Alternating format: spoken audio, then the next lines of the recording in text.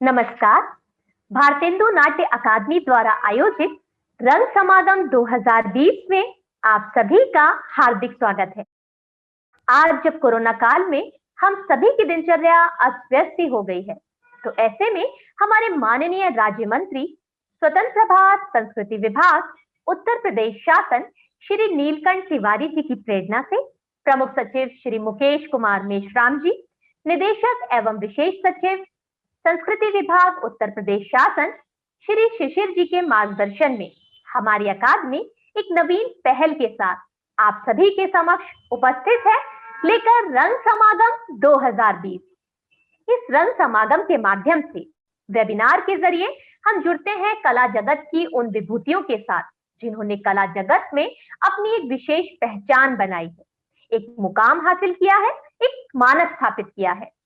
इसी कड़ी में हमारे आज के जो मेहमान हैं वो भारतेंदु नाट्य अकादमी के भूतपूर्व छात्र तो हैं ही, साथ ही TV and film and television के जाने माने निर्देशक श्री संतोष आर मिश्रा जी हैं। नमस्कार सर। भारतेंदु नाट्य अकादमी द्वारा आयोजित रंग समागम 2020 में आपका हार्दिक स्वागत है। नमस्कार तृप्ति जी, बहुत बहुत धन्यवाद। आप लोगों ने मुझे आमंत्रित किया, उसके लिए बहुत बहुत धन्यवाद। आशा करते हैं सर इस कोरोना काल में आप और आपका परिवार सकुशल अपने घर पर सुरक्षित होगा।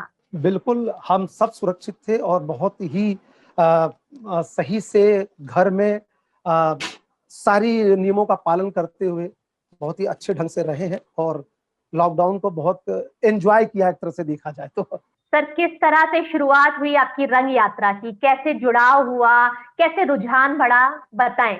रंग यात्रा में अगर बोला जाए कि रंगमंच क्या होता है, एक्चुअल में मुझे तो पता भी नहीं था। और मुझे याद है कि क्लास 5th में मैं रहा हूँगा और मेरा जन्म जौनपुर में हुआ, तो गांव में रहना होता था। तो उसके बाद फिर इलाहाबाद में हमारी पढ़ाई लिखाई पूरी हुई। तो मेरे मामा जी जो मुंबई में उस समय फिल्म दुनिया में स्ट्रगल कर रहे थे, एक दिन पता लगा वो यहाँ काम करते हैं, वर्क करते हैं, और मैं उनके सुबह होने का इंतजार कर रहा था और उनके पैर के तरफ बैठ गया। और मैंने सोचा कि मामा जी उठें और मैं इनसे पूछूं कि भाई आप वहाँ काम करते हैं तो मुझे भी बताइए। मेरी उत्सुकता बड़ी हुई थी, मुझे पता कुछ नहीं था कि क्या होता है, अभिनय क्या होता है, एक्टिंग क्या होती है, बस लेकिन देखते हुए अच्छा लगता था, हाँ कुछ होता तो है। और जब मैंने उनसे कुछ पूछा तो उन्होंने मुझको टालते हुए मेरी माँ से कहा कि कहाँ इसको मेरे पीछे लगा रही हो, वैसे ही वहां पर बहुत स्ट्रगल है और इसको बोलो इस चीज से दूर रहे। बात आई गई हो गई, बट कहीं ना कहीं एक कीड़ा था, कहते ना कि अंदर था, लेकिन रास्ता नहीं पता था कुछ, क्या किया जाए, कैसे आगे बढ़ा जाए। तो ये सब करते हुए मुझे लग रहा हाई स्कूल मेरा हो गया। और उस समय जब टीवी का थोड़ा सा, हर घर में टीवी लगभग आने लगी थी, तो मुझे भी याद है कुछ 8th में हमारे घर पे टीवी आई थी उसमें। तो फिर सीरियल्स वगैरह आना शुरू होता था, देखते थे, तो उसमें लास्ट में लिखा होता था कि अपने सुझाव हमें दें और यहाँ पर इसमें अपना पोस्ट कार्ड वगैरह भेजे। तो हमें कुछ नहीं पता था, हम सिर्फ बचपने में हम पोस्ट कार्ड को लिख के भेजते थे कि हमें आपका सीरियल बहुत अच्छा लगा और मुझे एक्टिंग करने का शौक है और मैं चाहता हूं कि मैं आपके यहाँ करूं और मुझे एक चांस दे। तो लेटर बचपने में मैं पोस्ट भेजता ही जाता था, लेकिन वही बात है ना कि उसका रिस्पांस कुछ नहीं आता था और चलता रहता था। फिर एक दिन मुझे पेपर में मैंने कटिंग देखा कि था कि उसमें कुछ कलाकार चाहिए दिल्ली में। और दिल्ली में, अब आज तक दिल्ली कभी गए नहीं, जो लड़का कभी इलाहाबाद से बाहर नहीं गया, दिल्ली तो बहुत दूर की बात है। तो अब वहां पर मुझको जाना था और मम्मी पापा से हमने बोला तो उन्होंने बहुत रिएक्ट किया, मना किया, बट बहुत जिद के कारण। और मेरा उसमें शौक था क्योंकि मुझे याद है क्लास 5th में एक प्ले था शिवाजी और गौहर बानो। में स्कूल में जो होते हैं कि वो लोग करते हैं ना प्रोग्राम वगैरह, तो उसमें वो शिवाजी के लिए वो एक्टर तलाश रहे थे, मतलब बच्चों के उसमें। तो मुझे भी ऑडिशन देने का मौका मिला और मैंने ऑडिशन दिया और मुझे सिलेक्शन मिल गया। सब लोग मेरी एक्टिंग देख के हंस रहे हैं, लेकिन मैं जो है वो उनको बहुत ही सीरियसली जैसे लग रहा था मैंने उस कैरेक्टर को अपने अंदर ले लिया था, और मैं उनको पसंद आया और मुझे भी अच्छा लगा, बड़ा अप्रिसिएशन मिला मुझे।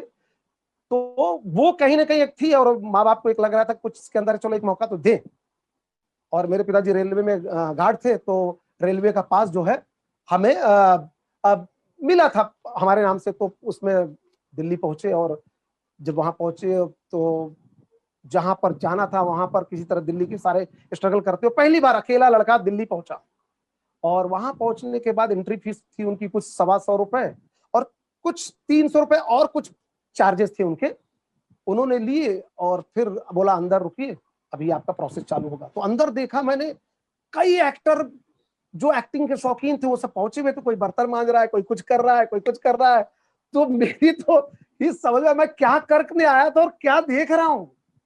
तो मैंने उनसे पूछा, भाई तुम भी यहाँ पर क्या अभिनय करने आए? तो मुझे लगा तो खाना वाना बनाने वाला होगा।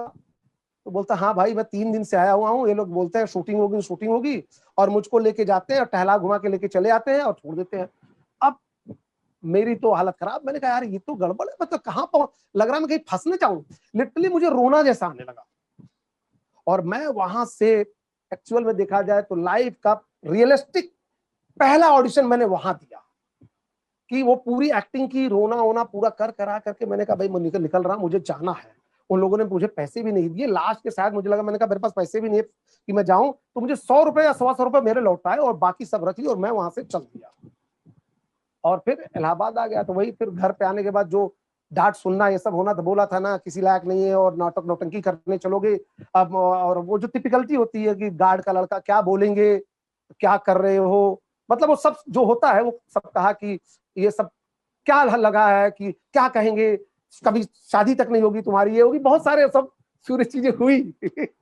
तो वो सब करते कराते कहीं ना कहीं अंदर तो था ही था। एक दिन मौका हुआ, हमारे दोस्त ने कहा कि यार एक संस्था हम लोग ऑर्गेनाइज कर रहे हैं, वहां पर कुछ लोग आएंगे, करेंगे हम लोग प्रोग्राम वगैरह करेंगे कुछ। वो असलियत तो उन्होंने पैसा कमाने के उद्देश्य से एक संस्था खोलना चाहा, बट कहते ना ऊपर वाला लिखा होता तो कहीं ना कहीं पहुंचा देता है। तो वो दोस्त मेरा एक जरिया बना, और उसको कहीं से कॉल आया था कि एक्टिंग के लिए अगर तुम्हारे ग्रुप में या तुम्हारे संस्था में कोई लोग हो तो कुछ लोग आओ, और हमें यहाँ पर कलाकार चाहिए। तो मुझे याद है इलाहाबाद के सोबतिया में चिंतामणि बेहरे जी उसके डायरेक्टर थे, और पहला प्ले था मेरा खामोश, इंसानों के आने का वक्त हो चुका है। हाँ, उसमें ऑडिशन हुआ, जो मुझे लेके गया था उसको थोड़ा सा छोटा रोल मिला, और मुझे 3-4 दिन की प्रक्रिया के चयन की प्रक्रिया के बाद मुझे थोड़ा सा बेटर रोल मिला, और वहां से मेरी शुरुआत हुई। सर बीएनए की तरफ कैसे रुख हुआ, कैसे जाना हुआ, कैसे पता चला बीएनए के बारे में? इसी कड़ी को आगे जोड़ते हुए कि यहाँ से जब शुरुआत हुई, तो कहते हैं ना कई बार कि जब नया नया व्यक्ति होते हैं और थिएटर में होते हैं तो बहुत सारे लोग स्पर्धा वाले भी मिल जाते हैं थिएटर में, खासकर ग्रुप होता है। तो मुझे याद है कि रात को 12-1 बजे तक रिहर्सल करने के बाद मेरी टीवीएस चैंप हुआ करती थी मेरे पिताजी की, मैं लेके गया था और रात को पंचर कर दिया, और रात को 12 बजे रात को मैं टीवीएस चैंप ढकेल कर पंचर लेके आ रहा हूँ। और वो समय था, लेकिन वो कहीं ना कहीं मेरा जुनून चेक करने के लिए ऊपर वाले ने रखा था शायद। और उसके बाद फिर शुरुआत हुई धीरे धीरे, तो आगे बढ़े, कारवा बढ़ा, तो फिर एक लाइट एंड साउंड का प्रोग्राम किया गया, फिर उसके बाद और भी वर्कशॉप्स हुए, करते करते हमारे समानांतर के अनिल जी भौमिक दादा थे, उनका वर्कशॉप ज्वाइन किया, वहां पे प्ले किया मैंने, एक प्ले किया, वर्कशॉप हुआ। वहां से फिर रंगमंच में कहते हैं थोड़ा सा और बेटर चीजें चलती चली गई। फिर मुझे डॉक्टर अनुपम आनंद हैं, वहां पर संस्था एक उनकी थी, बहुत प्रयाग रंगमंच शायद था संस्था से, तो वहां से मुझे अंधा युग जो प्ले था उसमें अश्वत्थामा करने की भूमिका करने का अवसर मिला, और बहुत ही अप्रिशिएट किया गया। तो अब धीरे धीरे ये कहते हैं कॉन्फिडेंस बिल्टअप होता चला गया और बड़ा अप्रिशिएशन मिलने लगा। फिर डॉक्टर सचिन तिवारी जो बीएनए में वेस्टर्न ड्रामा भी पढ़ाने जाते थे और कैंपस थिएटर के फाउंडर थे, उनके यहाँ महाभोज प्ले का रीडिंग चल रही थी, और जब मुझे पता चला कि भाई वहां पे चयन प्रक्रिया चालू है, तो आप कहते हैं अंदर एक लग गया था कि एक खत्म फिर दूसरा, दूसरा खत्म तीसरा, खाली बैठने का वो नहीं था क्योंकि इतने दिन से जमा हुआ था। तो जब उनके यहाँ गए तो पूरा प्रोसेस चालू हुआ, थिएटर का बहुत सारे सब मतलब संगीत नाटक अकादमी से सुकेश सान्याल जी अवार्ड लिए हुए एक्टर, वो एक्टर डॉक्टर प्रतिमा वर्मा, सब सीनियर इलाहाबाद के जितने भी दिग्गज थिएटर वाले थे सब पहुंचे हुए। मैं भी वहां पहुंचा हुआ था लाइन में, और रीडिंग का प्रोसेस चालू हुआ। 3-4 दिन का प्रोसेस करते कराते फिर लोगों को लगा कि बिंदा वहां उस प्ले का मेन रोल है, बिंदा, और वो मेरी झोली में आ गया।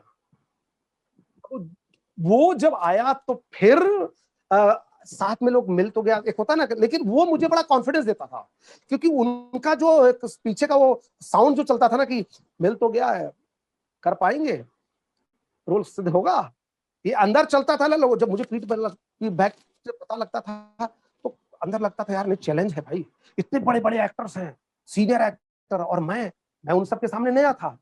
मैंने कहा नहीं, मौका है भाई तो करना तो पड़ेगा। मुझे याद है कि सुबह 7 बजे हॉल उनका रिहर्सल होता था उनके घर पर, फिर वो इलाहाबाद यूनिवर्सिटी के अपने जो उनका एक रूम था जो स्टाफ रूम, उन्होंने तो उस समय के लिए बुलाते थे, और एक चाय बिस्किट पर पूरा रिहर्सल होता था हम लोग का, और 12 दिन के अंदर शो अनाउंस हो गया।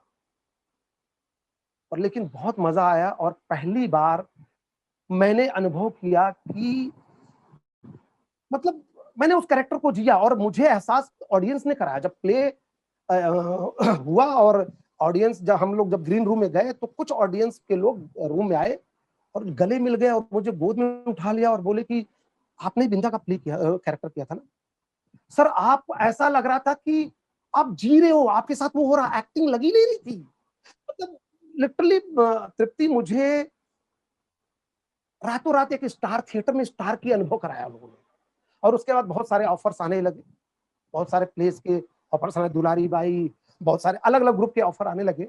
उसी समय मुझे पता लगा कि बीएनए एक संस्था है जहां पर थिएटर की ट्रेनिंग होती है 2 साल की, और वहां पर सिखाया जाता है, और उसके लिए जो क्राइटेरिया वो फुलफिल करना होगा। तो फिर हमने क्राइटेरिया चेक किया, हम फुलफिल हो रहे थे, फिर हमने बीएनए की तरफ रुख किया और ऑडिशन वो मतलब वहां पर गए और वहां चयन हो गया। बीएनए आने के बाद कैसा अनुभव रहा? कौन कौन से नाटक किए? कौन से खास किरदार आपके दिल के बहुत करीब हैं? कौन से नाटककार आपके पसंदीदा नाटककारों में से एक हैं? अब बीएनए में तो लिटरली बोलूं कि मुझे मेरे हर दिन मेरे लिए सुनहरा दिन था, है, क्योंकि वो साल मेरे लिए स्वर्णिम है। आज भी कई बार अगर लोग कहते हैं ना कि अगर आपको फिर से लाइफ मिले तो आप क्या करना चाहोगे? कुछ समय हर आदमी का अपना एक कुछ स्पेशल होता है। मैं बोलता हूँ 2 साल मैं फिर से जीना चाहता हूँ। लिटरली वो हमने बहुत कुछ सीखा, बहुत एंजॉय किया। वहां पर हमारे तीनों टीचर, जुगल किशोर जी, चित्रा मोहन जी, अरुण त्रिवेदी जी, प्लस उसके बाद हम लोगों ने, जब उस समय संस्था चल रही थी तो स्कॉलरशिप नहीं था, तो बहुत सारे सिचुएशंस को हैंडल करते हुए फिर स्कॉलरशिप वर्कआउट हुई।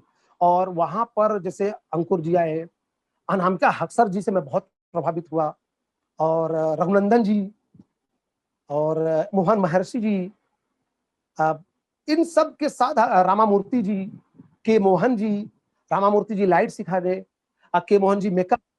मैंने बीएनए में मैंने हर विधा सीखा, सिर्फ एक्टिंग करके, क्योंकि एक्टिंग थिएटर मैंने ऑलरेडी बहुत पहले भी किया और अच्छे अच्छे कैरेक्टर किए।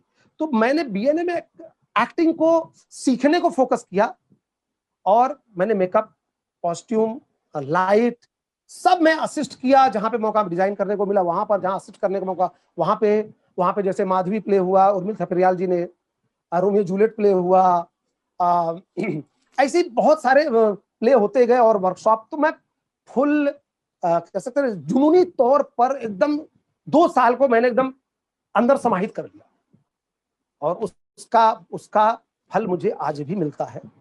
और बीएनए को मैं बारंबार प्रणाम करता हूँ, सत सत प्रणाम। मेरे लिए वो कहते हैं ना कि गुरु, तो जैसे थिएटर में जब मैं आया था तो डॉक्टर ब्रज कुमार मित्तल जी ने मुझे बहुत कुछ सिखाया, जो जो मैंने शुरू में नहीं बता पाया, भूल गया था। उन्होंने मुझे बहुत कुछ सिखाया। उन्होंने थिएटर की बेसिक ज ज श स और नुक्ता उच्चारण, दोष, फिंगर का इस्तेमाल कैसे किया था, जेस्चर पोस्चर क्या होता है, बॉडी लैंग्वेज क्या होता है, उन सब के बारे में बताया। वैसे बीएनए में उसके बाद का जो स्टेप था, किताबें पढ़ना, रीडिंग करने से क्या होता है, आपकी एक्सरसाइज, फेस एक्सप्रेशन, रसों का अनुभव करना, रस के बारे में एक एक चीज को बताना। और हम लोग की जो वर्कशॉप होती थी, जो उस दौरान की, जैसे अनामिका हक्सर जी जब आई थी तो उन्होंने बहुत अच्छी वर्कशॉप की कि ऐसी ऐसी वर्कशॉप, जैसे मुझे याद आज भी आता था कि बोलते थे कि कुछ ऐसा बताओ कि जो आज तक तुमने अपनी गलती स्वीकार नहीं की हो और आज अगर स्वीकार करने का मौका मिले तो आप वो बता सको।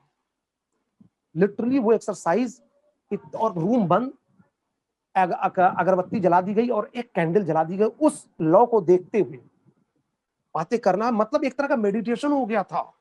और इतना एंजॉय करते थे। और एक फिजिकल एक्सरसाइज की, हम और हमारे सीनियर जो थे उन सबको मिलाकर टोटल 27 लोग थे। और एक एक्सरसाइज ऐसी थी कि आप लोग जो होता ना कि कई बार छूना, टच करना, गलत एक्सप्रेशन मतलब फीलिंग ना आए, तो उन्होंने उन सबको तोड़ने के लिए, आप एक्टर हो, सिर्फ एक्टर सोचो, लड़का लड़की के बारे में सोचो ही मत। एक एक्सरसाइज ऐसी कराई जो केचुआ, जैसे केचुआ जब लपटता है तो वो भूल जाता किसके साथ, कहां पैर, कहां जा रहा है, कैसे जा रहा है। वो एक्सरसाइज कराई थी। आज भी मुझे याद है कि हम भूल गए थोड़ी देर तक, तो प्रोसेस जाने में टाइम लगा, फिर करते बोलते सिकुड़ जाओ। 27 लोग इतने अंदर सिकुड़ जाओ कि जितना छोटा बन सकते हो बन जाओ। मतलब लिटिल बीएनए की मेमोरी तो बहुत ही गजब की है। और आज भी मुझे बीएनए हमेशा याद आता है और बहुत ही प्यारी जर्नी है बीएनए। कोई आपके द्वारा किया हुआ ऐसा किरदार जो आपके दिल के बहुत करीब है, अभी भी आप याद करते हैं तो पुरानी यादें ताजा हो जाती मेरे लिए सही बोलूं तो मेरा बिंदा जो कैरेक्टर था महाभोज का, मुझे, और अंधायुग का अश्वत्थामा, मुझे पूरी लाइनें तो उतनी याद नहीं है। अगर बिंदा की बात करूं, शायद 2 लाइन याद हो कि था कि ऐसे जाना जाता है शहर महेश बाबू, ऐसे जानोगे गांव को। अरे गांव जानना है तो जुड़ो यहाँ के लोगों से, जानो उन लोगों से। मतलब कुछ बहुत प्यारा, मतलब अभी तो मैं लाइन बोल रहा हूँ, बहुत ही, मतलब आज भी मुझे इतना एंजॉय करता है। मैं पुरानी तस्वीरें जब देखता हूँ, पेपर की कटिंग देखता हूँ, तो अंदर जिंदा कर देता है और फिर से कहता है नहीं यार, वो समय लौट के आ जाए एक बार फिर से। क्या कभी कोई ऐसा किरदार भी मन में रहा कि ये मुझे मिलना चाहिए था, या ये मुझे मिलता तो मैं इसको कुछ अपने ही ढंग से करता? जैसे मैं अभी भी मेरे दिमाग में है, मैं अभी जब शूट कर रहा था तो हमारे प्रोड्यूसर थे, बातचीत हो रही थी, बोले कि थिएटर की चर्चा चली, क्योंकि थिएटर की चर्चा मैं कहीं भी रहता हूँ, अगर कुछ होता है बड़ा इंटरेस्ट लेकर के मैं इन्वॉल्व होता हूँ। तो सखाराम बाइंडर जो एक प्ले है, उसमें जो सखाराम का है कैरेक्टर, मैं उसे लिटरली करना चाहता हूँ कि, और आज के संदर्भ में, क्योंकि उसमें 3 कैरेक्टर है जो मेन की, सखाराम, चंपा और लक्ष्मी। लक्ष्मी एक तरह से भारतीय संस्कृति का जो एक है कि नारी है, जो पति देवता भगवान की पूजा करना, इंसानियत में विश्वास करना, उसके चाहे चाहे चाहे कुछ भी हो जाए। और चंपा जो है टोटल प्रैक्टिकल, वेस्टर्न, बिंदास, कि मेरा फायदा जो हो, बाकी किनारे जाओ। वो भी पुरुष, तो तू आए चाहे वो है, क्या फर्क पड़ता है, पुरुष तो पुरुष। तो मैं वो सखाराम करना चाहता हूं। अगर वो नहीं तो अगर निर्देशन, क्योंकि उसको मैंने दिमाग में रखा, कभी ऐसा प्ले करने का मौका मिला तो सखाराम मैं करूं, कि उसको आज के समय में वो प्ले कंटेम्पररी कैसे बनाया जा सकता है। और आज का जो माहौल है कि वेस्टर्न थॉट प्रोसेस या वेस्टर्न कपड़े जो पहनना, और जो एक बेसिक जो अपना इंडियन कल्चर का, वो और तीनों का सामंजस्य कैसे बनाया जा सकता है, वो मेरी बड़ी इच्छा है उसको करने की। सर, अभी थोड़ी देर पहले जैसा कि आपने जिक्र किया अनामिका मैम का, ऐसे ही और कौन कौन से ऐसे निर्देशक हैं जिनके काम करने के तरीके से आप काफी प्रभावित हुए और उनसे जो सीख मिली वो आपके आज भी काम में आ रही है? बहुत अच्छा क्वेश्चन किया आपने तृप्ति। मैं जब उस समय जब क्लासेस होती थी और जुगल सर हमारी एक्टिंग की क्लास लिया करते थे, और जब वो जब अकेले में हमको बुलाते थे कभी कुछ बताने के लिए, तो बहुत ही बारीकी से वो बातें किया करते थे, बहुत ही डिटेलिंग, जिसके कि कहते हैं कैरेक्टर क्या होता है, उसका एज क्या है, उसकी वो उसके सोचने का ढंग क्या है। उस लेयर में जब जाएंगे तो एक एक चीज को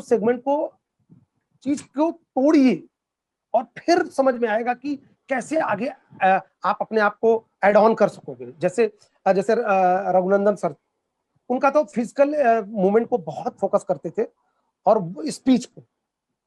अपने के मोहन साहब जो मेकअप करते थे, उनका थॉट प्रोसेस हमेशा था कि आप जब मेकअप करते हैं तो मेकअप का पहले समझो कि कैरेक्टर क्या है, उसकी अवस्था क्या है, उसका मानसिक थॉट प्रोसेस क्या है, उसका स्टैंडर्ड क्या है, उसके घर का जो माहौल क्या है, वो सब कुछ कहीं न कहीं वो ऐड ऑन करता है और उसके हिसाब से हम मेकअप में ऐड करते हैं। जैसे मान लीजिए कोई गरीब है, बट लेकिन हो सकता है उसके घर में वो बच्चा या उसका हस्बैंड बहुत खूबसूरत हो, तो अब ये पता लग गया वो बहुत खूबसूरत है, तो हम गरीब को उस तरह से कर देते हैं, बट लेकिन उसको क्योंकि स्पेशल हो गया वो।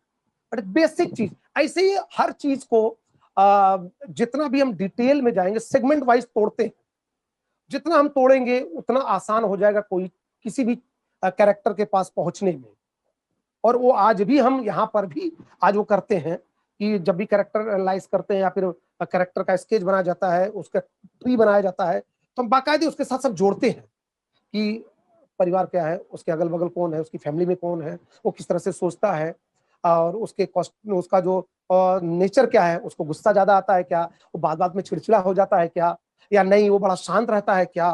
तो वो सब कुछ डिटेलिंग जो करते हैं तो वो कैरेक्टर कुछ और निकल के आता है और वो हमने वहां से सीखा है, किताबों से सीखा है और उसका उपयोग आज भी हम करते हैं और बहुत ही अच्छा लगता है उस चीज का उपयोग करने में। और सामने से रिस्पॉन्स मिलता है कि सर आप बहुत डिटेलिंग में काम करते हैं, बहुत प्यार से समझाते हैं और इतना अच्छा लगता है कि मूव, कई बार जो मूवमेंट हमको लगता है यहां से वहां मूव कर रहा है, सर वो अजीब सा लग रहा है, आप करके बता देते हो और बहुत लगता है कि नहीं यार, हाँ यहाँ पर शायद मैं पॉज गलत ले रहा था इसलिए गड़बड़ मूवमेंट कर रहा था। तो वो मेरे काम को बहुत सहयोग करता है, डायरेक्शन में भी बहुत सहयोग देता है। सर, आप जब कोई कैरेक्टर तैयार करते थे तो कौन सी टेक्निक्स का यूज करते थे, किन बातों का ध्यान रखते थे?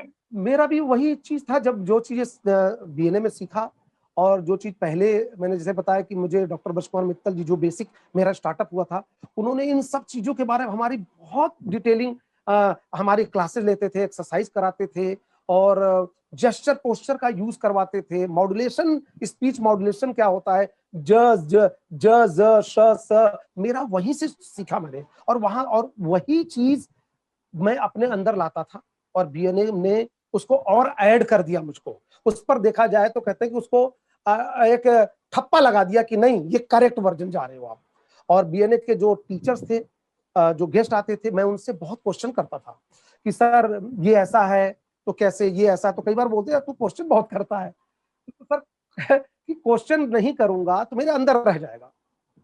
और जब क्वेश्चन का आंसर मिलता था तो मुझे पता लगता था मैं सही सोच रहा हूं या गलत सोच रहा हूं। जहां गलत सोचता था मैं उसे करेक्ट करता था और जब सही सोचता था तो मेरा विश्वास और बढ़ जाता था, आत्मविश्वास में आनंद में फील होता था मुझे। सर, जब आपने डायरेक्शन शुरू किया, आपने जब प्ले डायरेक्ट करना शुरू किया, तब का कैसा अनुभव रहा?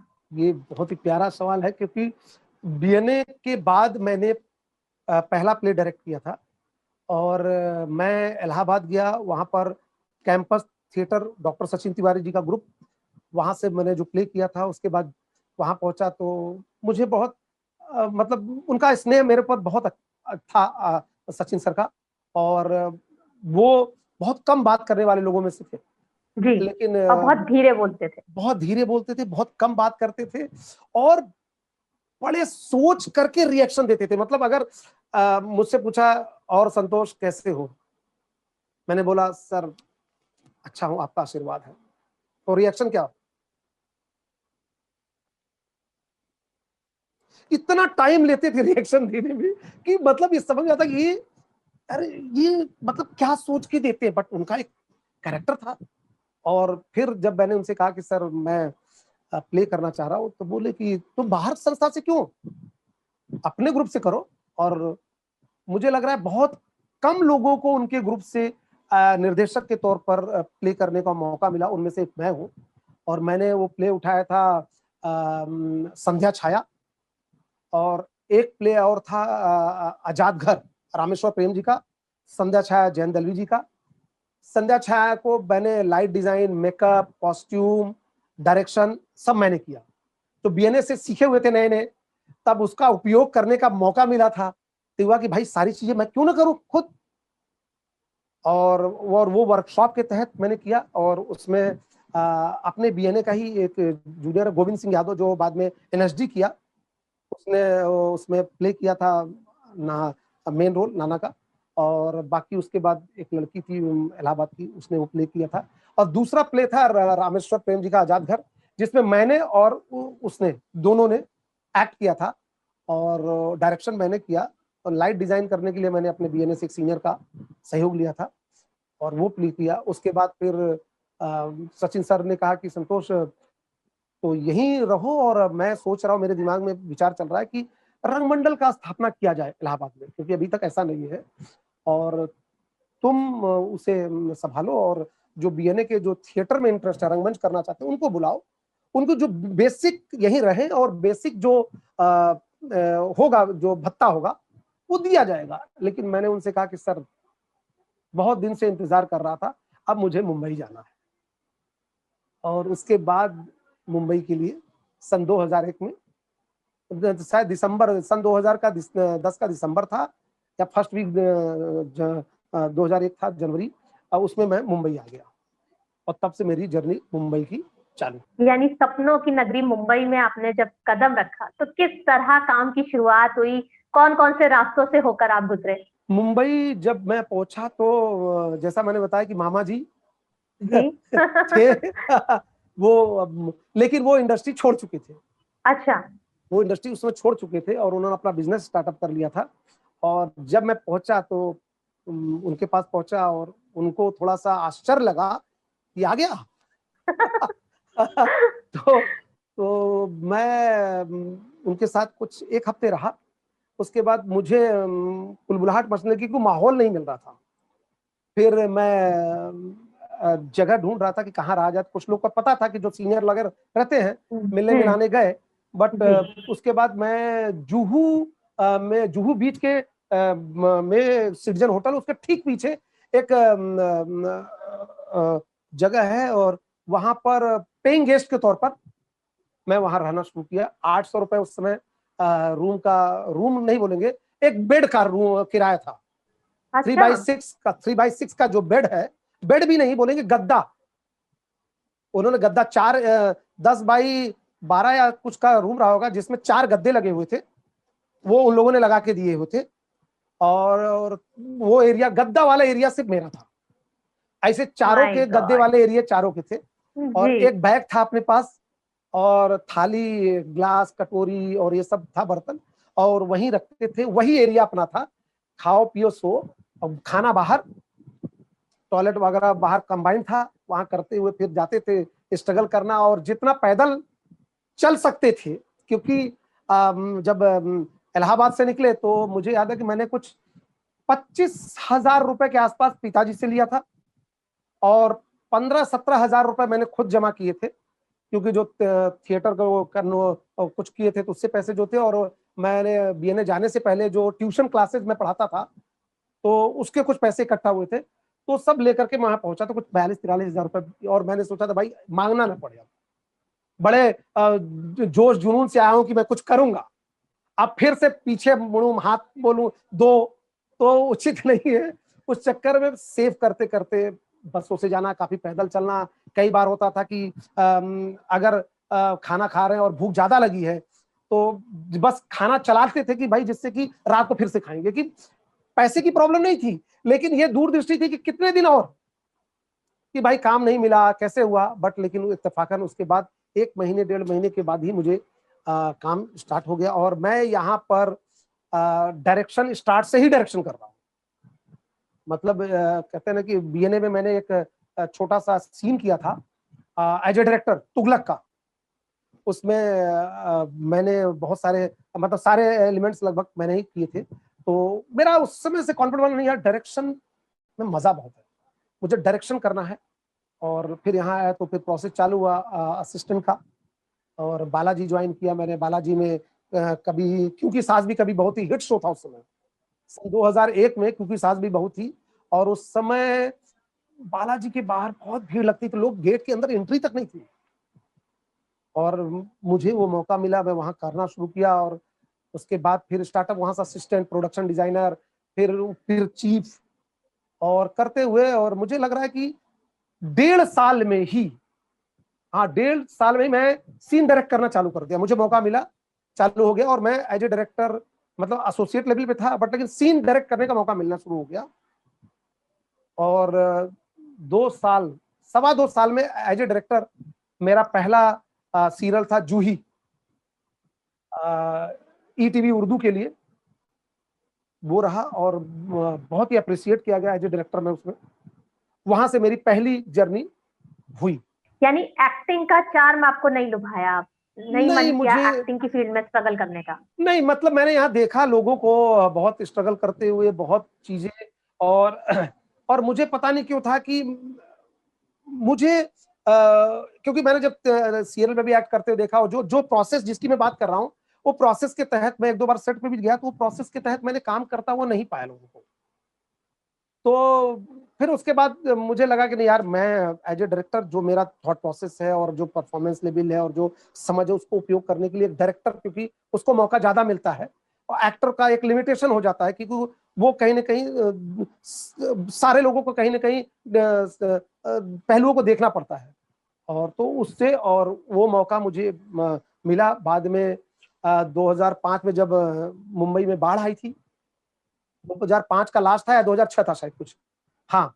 क्यों अपने हुए पराए, बहुत ही हिट शो था नेशनल, डीडी नेशनल के लिए, और पहला प्राइम टाइम था। उसमें कुलभूषण खरविंदा जी, मयूरी कांगो, एसएम जहीर, निर्मल पांडे, इन सब को निर्देशन करने का मुझे मौका मिला, और मैंने लगभग 1.5 साल मैंने उसका निर्देशन किया, फर्स्ट फ्रेम से लास्ट फ्रेम तक, जब तक सीरियल खत्म नहीं हुआ मैंने वो डायरेक्ट किया। और बहुत ही आनंद आया कि इतने बड़े एक्टर को मुझे निर्देशन देने का मौका मिल रहा है, और बहुत ही जेन्युइन तरीके से हम बात करते, कैरेक्टर को लेके बात करते थे।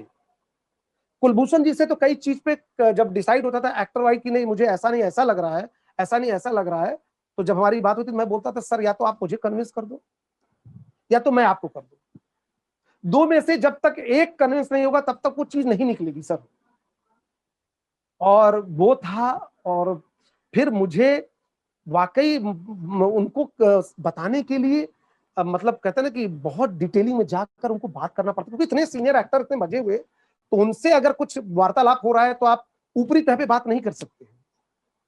और फिर वो कहते थे नहीं यार संतोष, बात है तुमने, और वो जो सुकून मिलता था।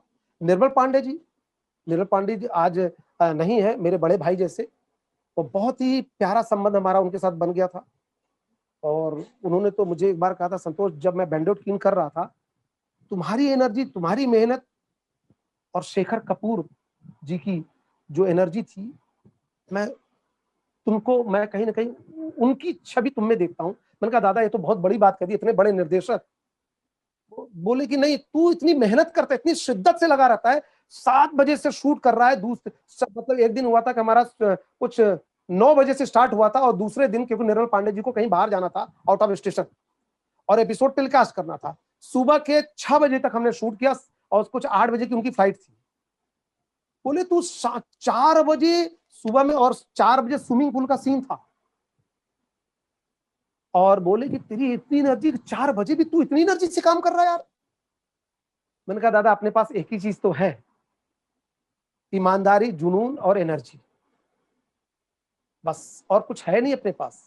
जो सीखा उसका उपयोग करें, और आप जैसे लोगों से सीखते जाएं, और आप जैसे लोगों का प्यार मिलता रहे। बहुत प्यार से, मैं बिना, बहुत ही कूल तरीके से काम करता था, बोलता था भाई चिल्ली चिल्ला कर काम मत करो, एंजॉय करके काम करो। सर जैसा कि अभी आपने बताया कि बतौर निर्देशक आप बिल्कुल कूल रह के काम करते हैं, कूल डायरेक्टर्स में से एक हैं, तो और कौन कौन सी ऐसी बातें हैं डायरेक्शन के समय जिनकी आप खास तौर पर ध्यान रखते हैं?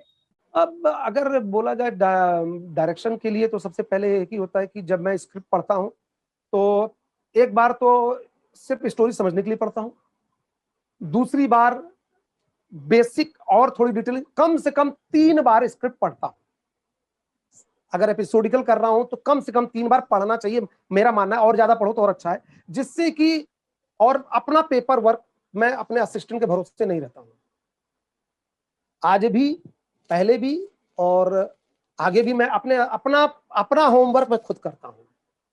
जितना ब्रेकडाउन है, जितना डिटेलिंग है, कॉस्ट्यूम कंटिन्यूटी से लेकर सारा पेपर वर्क मैं करता हूँ, जबकि वो अलग अलग असिस्टेंट का काम है जी, डिपार्टमेंट होते हैं। हाँ, वो सबका अलग है, कॉस्ट्यूम असिस्टेंट अलग है, एसोसिएट का काम अलग है, ये अलग है, लेकिन मैं वन मैन शो बनकर के पूरा अपनी डिटेलिंग कर लेता हूं और जिससे उनको भी बोलता हूं कि तुम करके बताओ।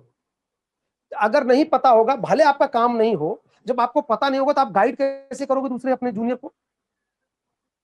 तो वो सेगमेंट सबसे एक डायरेक्टर के तौर पर जिसका पेपर वर्क, जिसका जितनी डिटेलिंग अच्छी है और जिसने एक चीजों को तारतम्यता जब बताया ना, जिसने सेगमेंट को तोड़ करके अपनी डिटेलिंग की है, वो मुझे लगता है कि उसके लिए काम बहुत आसान हो जाता है, फ्लोर पर कंफ्यूज नहीं रहता है और बहुत आसानी से काम निकल जाता है। मतलब अपना क्रिएटिविटी उसको समय मिल जाता है, वो समझने के लिए नहीं, क्रिएटिविटी को और बेटर करने के लिए मिल जाता है। सर, जो लोग इस फील्ड में काम करना चाहते हैं, नए कलाकार, उनको क्या सुझाव देना चाहेंगे कि किस तरह की तैयारी करके काम शुरू करें? यही कि अगर अगर आपने तय कर लिया है, जो नए लोग हैं अगर तय कर लिया है कि इस फील्ड में मुझे आना है, करना है और सक्सेस होने के लिए करना है, तो बेसिक ये है कि जो छोटे छोटे जो काम है ना, जो एज एन एक्टर अगर बात करें या एज एन डायरेक्टर आना है, तो जो छोटी छोटी जिसको हम इग्नोर करते हैं, प्लीज इग्नोर न करें।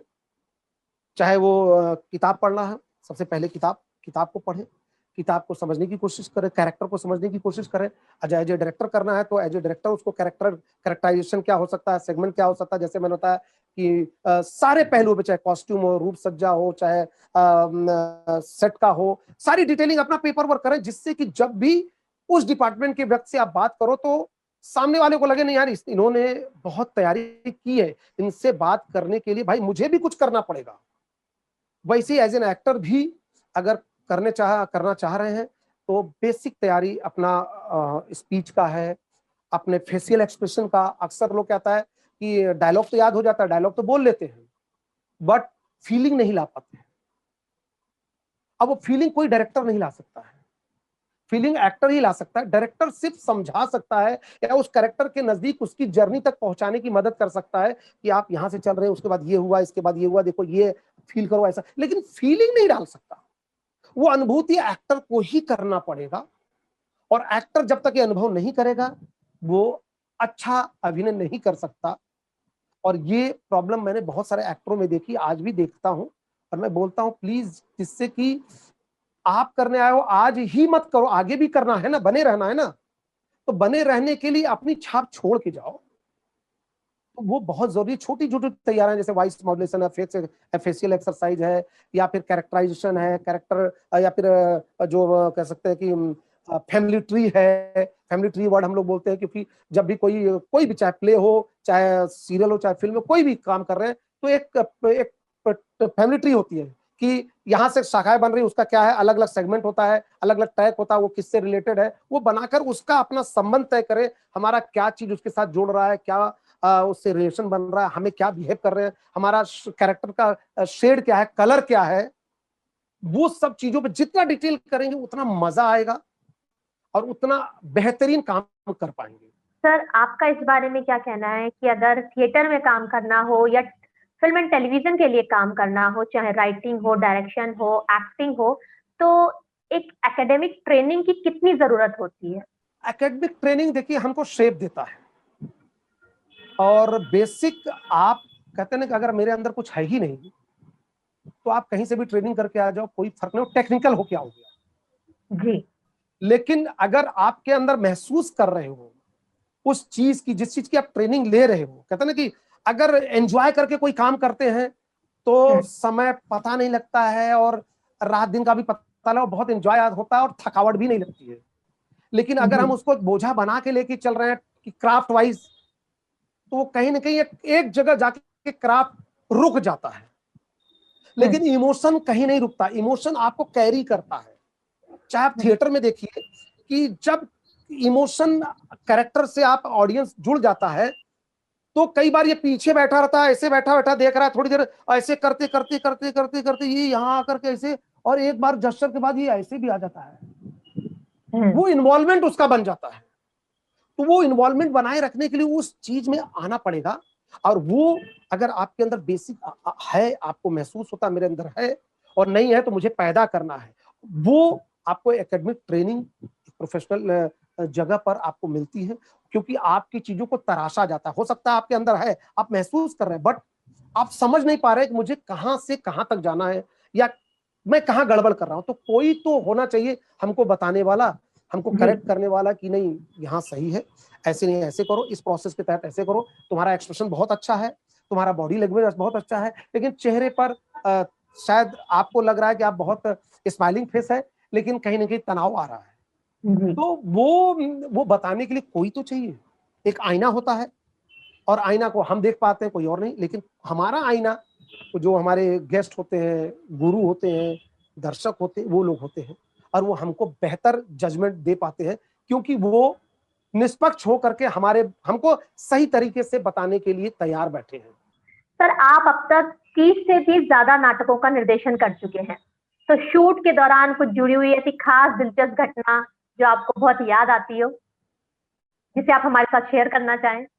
मुझे अमरीश पुरी जी के साथ मैं लास्ट फिल्म कर रहा था एज ए एसोसिएट डायरेक्टर, और उनके बारे में बहुत कुछ सुना था कि नो डाउट ग्रेट एक्टर हैं। और मुझे याद है कि कंटिन्यूटी की बात होती है कई बार। आज जब हम लोग सीरियल करते थे और असिस्ट करते थे, उसमें कंटिन्यूटी बहुत मायने रखती थी। जैसे अभी तृप्ति, आप बाल आपने साइड में आगे रखा हुआ है, ठीक है, बट लेकिन करते करते मान लीजिए आपका तो एक आपने पोनी बनाया है तो इस साइड है, बट कई बार आर्टिस्ट जो होते हैं दोनों साइड से बाल लेडीज होती हैं रखती हैं, तो बात करते करते झटका लिया, इधर लिया उधर लिया, तो पता बाल इधर आ गया। अब आ गया तो फिर अगले शॉट में जैसे मान लीजिए जैसे रोका और फिर बोला भाई कट कट, फिर अगला करते हैं, तो अब ध्यान नहीं है तो पता बाल फिर आ गया। जब एडिट में जाते हैं तो दिक्कत होती है, अरे इस साइड वाला बाल ये है, क्लोज में बाल इधर आ गया। तो ये प्रॉब्लम होती थी। तो कई बार सेट पर आर्टिस्ट रिएक्ट करते थे कि भाई ये तो असिस्टेंट का काम है, असिस्टेंट को ध्यान देना चाहिए। तब हमें भी नहीं पता था उस समय। तब हम लोग भी फिर हम लोग असिस्टेंट को भी ध्यान देते थे, हम लोग भी मार्किंग कर देते, जो जो जितना होता था सपोर्ट के लिए। अब जब एक्शन कंटिन्यूटी की बात आई और मैं हम लोग जोधपुर जेल में, एक्चुअल जेल में शूटिंग कर रहे थे, और अमरीश जी वहां के जेलर थे, और वो चश्मा निकालते हैं और स्टिक लेते हैं और आगे आते हैं और फिर डायलॉग बोलते हो, फिर चश्मा निकालते हैं। तो मैंने उनको सिर्फ बताया कि सर आपने चश्मा इस डायलॉग पे निकाला था और इस पर हटा दिया था। तो बाद में पहला बोला संतोष, कंटिन्यूटी यूज करना और कंटिन्यूटी परफेक्ट बताना बता कौन सकता है। मैंने कहा सर असिस्टेंट लिखता है बताने के लिए, और ये बोले नहीं, एक्टर ने यूज किया है। जैसे मैंने चश्मा निकाला, जैसे उदाहरण के तौर पर मैंने चश्मा निकाला, अब ये 3 सेगमेंट में आया है, ये रखा, फिर से बोलूं, मैंने चश्मा निकाला। बोले कि एक्टर क्या बोलेगा, एकदम एक्यूरेट डायलॉग नहीं लिख सकता है कि इस जगह पे आपने चश्मा निकाला था। आपसे बता सकते सर इस लाइन पे इसके आसपास आपने चश्मा निकाला था, लेकिन एक्टर जो है, जो प्रॉपर्टी यूज कर रहा है, वो परफेक्ट टाइमिंग बताएगा। इसलिए कंटिन्यूटी एक्टर का काम है। अगर प्रॉप्स वो यूज कर रहा है तो उसके लिए दूसरा नहीं है। बट क्या होता है, हम लोग काम करते रहते हैं, इसलिए सहयोग के लिए एक एक्शन कंटिन्यूटी होता है जो सपोर्ट करता है। मैंने सैल्यूट किया, मैंने कहा सर आप जैसे एक्टर मिल जाए तो बेचारे असिस्टेंटों का भला हो जाएगा, और आर्टिस्ट इतना एटीट्यूड जो दिखाते हैं कंटिन्यूटी के लिए, वो नहीं होगा। क्यों? क्योंकि ये दूसरे को सपोर्ट करने का काम है, ब्लेम जोन का काम नहीं है। उन्होंने मुझे सिखाया वो याद। और उन्हीं की एक दूसरी बात मुझे याद है कि वो जब लास्ट फिल्म थी तो बूढ़े हो गए थे, तो काफी उनके क्या होता था कि थोड़ी मेमोरी उनकी कम हो गई थी, और मेरी इतनी अच्छी ट्यूनिंग हो गई थी उनके साथ। तो बोलते थे संतोष तू मेरे साथ हमेशा रहा। तो मुझे मालूम है कि एक शॉट था, राउंड ट्रॉली जैसा शॉट था, और वो घूम घूम के एक एक्टर को बता रहे हैं और वो भूल जा रहे थे। तो मुझे बोले तू प्रॉम्प्ट करना। तो लिफ्ट मुझे, मैं जमीन में लेट गया और कैमरा ट्रॉली ऊपर से ये ऐसे से मूव कर रहा है, और मैं नीचे से घूम घूम के जहां जैसे जैसे घूम रहा है मैं अपना बॉडी जमीन में घुमा रहा हूं, और मैं उनको प्रॉम्प्ट करता जा रहा हूं। और मुझे वो याद आया प्रॉक्सी वाला दिन, कि कभी भूल जाता तो पीछे से होता ना कि उधर साइड से विंग से बताते हैं ये डायलॉग तेरी एंट्री आ गई, तो हम वो याद बता रहे थे। वो बहुत ही प्यारा अनुभव उनके साथ था, वाकई बहुत ही प्यारे इंसान। बट आज नहीं है। और अगर आज होते तो शायद मेरी फिल्म एज ए डायरेक्टर में कब का कर चुका होता, क्योंकि उनको मेरी चीज बहुत पसंद आई थी, मैंने जो फिल्म लिखी थी। बट इत्तेफाक की बात है। सर कोई ऐसा फनी मोमेंट भी, जो सोचा कुछ था और हुआ कुछ, ऐसा भी कभी कुछ हुआ? फनी मूवमेंट के लिए तो क्या कहें कि कई बार कहते ना कि मैं एक फनी नहीं बोलेंगे, वो एक लिटरली शौक था, क्योंकि ना कहते ना वो थोड़ा सा जुनूनीपन कुछ है मेरे अंदर। तो मैं कर रहा था बायोग्राफी थी पायलट बाबा की। आपने शायद नाम सुना, पायलट बाबा काफी जाने माने एक संत है जो बिहार के हैं, और देश विदेशों में उनकी बहुत बड़ी फॉलोइंग है। उनकी बायोग्राफी बनाने का मौका मिला और गेठिया में हम शूट कर रहे थे, और लगभग जमीन से बहुत ऊंचाई पे थे, काफी ऊंचाई की पे थे। और मैं एक्टर को बताने गया था कि जो उनका कैरेक्टर कर रहा था, मैंने कहा वहां से नीचे आओगे और ऐसे से चल के आओगे आप, और पेड़ के पीछे से आओगे क्योंकि कैमरा के सामने न दिखो और आना है। बोलता सर आके बताइए। और मैं जोश में नीचे उतरा, और जनवरी का समय होगा, ओस की बूंदी थी, मैं लिटरली फिसल गया। अगर वो पेड़ नहीं होता, और आज शनिवार का दिन है, सेम शनिवार का दिन था, अगर पेड़ नहीं होता तो आज संतोष मिश्रा यहाँ नहीं होता। मतलब वो समय भी होता है। और कहते ना बताने के चक्कर में कि आप नहीं कर पा रहे हो, मैं बताता हूँ ऐसे नहीं ऐसे आओगे। वो मोमेंट था। और फनी सेट पर फनी मोमेंट बहुत कम होता है, वो कहीं ना कहीं कहते ना अजीब सा कुछ हो जाता है। करने जाओ, जैसे कि करने जाओ कुछ कुछ और हो जाए, तो वो कॉमिक एलिमेंट पे होता है। जैसे अभी हम लोग एक्टर थे, अभी अभी लास्ट एपिसोड अभी आने वाला है मेरा, क्राइम एलर्ट का। तो हम कर रहे थे, तो वहां पर एक एक्टर था और उसको बता रहे थे कि भाई ऐसे नहीं ऐसा करो, और वो एक्टर उतना बेटर नहीं कर पा रहा था। तो मैंने वो बोला कि भाई क्रिएटिव को, भाई एक काम करो, इस एक्टर को चेंज कर दो ना यार। क्योंकि वही मैंने जो बोला आपको कि रस और उस सब की बात बात जो कर रहा था मैं आपसे, कि अनुभूति के लिए, कि वो चीज फीलिंग नहीं मिल रही। और मैं बार बार समझा के आ रहा हूँ, बार बार समझा के आ रहा हूँ, लेकिन वो क्या बताएं, जब अंदर मैं डाल नहीं सकता हूँ ना, मैं तो समझा ही सकता हूँ, बताना शुरू किया। बट बाद में जब वो करना कुछ और ही करना, जो बताते तो कुछ और, जेस्चर ऐसे होता था, बोल भाई लुक होता था ऐसे देखो, तो बाकायदे गर्दन से ऐसा, पतला दुबला था ऐसे दिखता था। तो हम लोग को मॉनिटर में बैठ के हंसते थे कि देखो यार क्या बोले, मतलब चाहते तो है सब करना, लेकिन वो अंदर जब तक नहीं आएगा वो दिखेगा। इस बारे में आपका क्या कहना है कि जब लोग कहते हैं कि मुंबई जाओ तो नए आर्टिस्ट को जल्दी काम करने का मौका नहीं मिलता, तो ये बात किस हद तक सही है?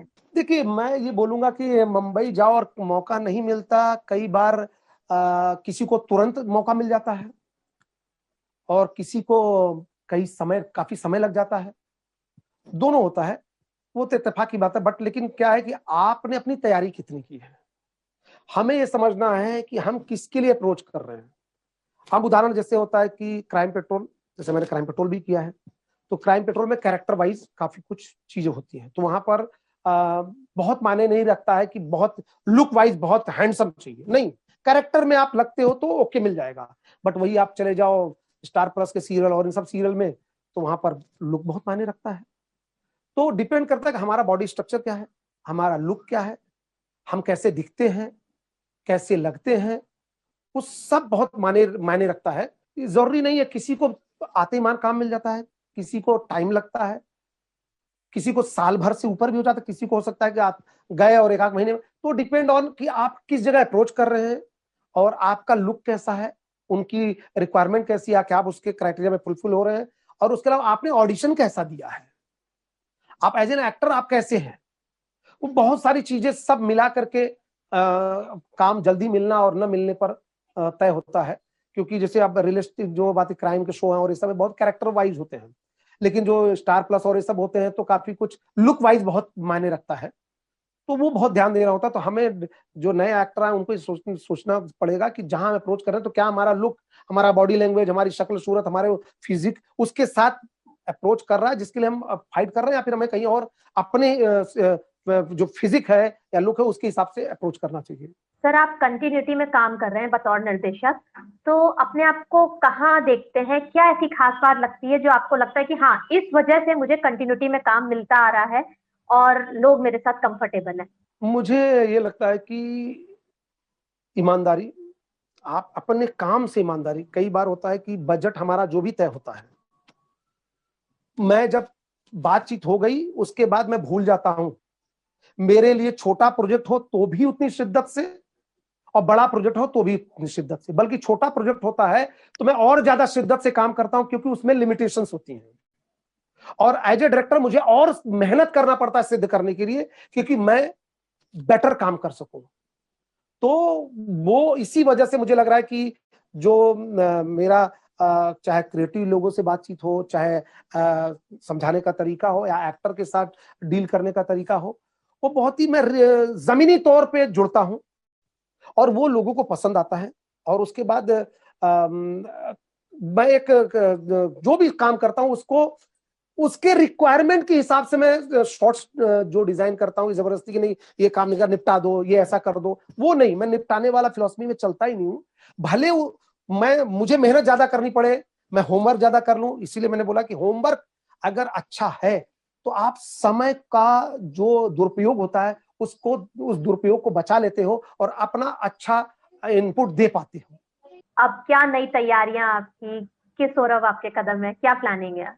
अभी मेरा जो तैयारी, मैं करीब 4-5 साल से एक फिल्म के लिए लगा हुआ हूँ, और वो 2015 में मैंने स्क्रिप्ट लिखना शुरू किया था, और बहुत ही प्यारी कहानी है और कंटेंट ओरिएंटेड है, और वो अगर लॉकडाउन नहीं आया होता तो शायद हम इसमें फ्लोर पे होते फिल्म को लेकर मैं, और उम्मीद है बहुत जल्दी मैं उस फिल्म को फ्लोर पे जाने वाला हूँ, और उसका राइटर भी मैं हूँ, डायरेक्टर भी मैं हूँ। बहुत ही प्यारी फिल्म है, और मुझे पता नहीं क्यों लगता वो फिल्म मुझे एक मेरा स्तर बढ़ा देगी। वो फिल्म इस लेवल की है और परफॉर्मेंस लेवल इस लेवल का है, उसमें कैरेक्टराइजेशन जो मैंने बोला कि मैं हर उस सेगमेंट पर ध्यान में रखकर उसको मैंने लिखा है, और उस कैरेक्टर को ध्यान में रखे मैंने उस थॉट प्रोसेस सोचा है कि नहीं यार मेरा कैरेक्टर ऐसा होगा, मैं इस तरह से एटीट्यूड में बात करेगा, क्योंकि कॉमन मैन की कहानी है। बहुत ही प्यारी फिल्म है और बहुत जल्दी ईश्वर ने चाहा तो सामने आएगा। और दूसरा वेब सीरीज, अभी वेब सीरीज का समय चल रहा है, और लॉकडाउन में मैंने बहुत सारे वेब सीरीज देखे, और हमारी बातचीत चल रही है, मैं वेब सीरीज भी बहुत जल्दी करने वाला हूँ। तो ये दोनों चीजें बहुत जल्दी होंगी, अच्छी वेब सीरीज। हमारी शुभकामनाएं आपके दोनों नए कामों के लिए सर।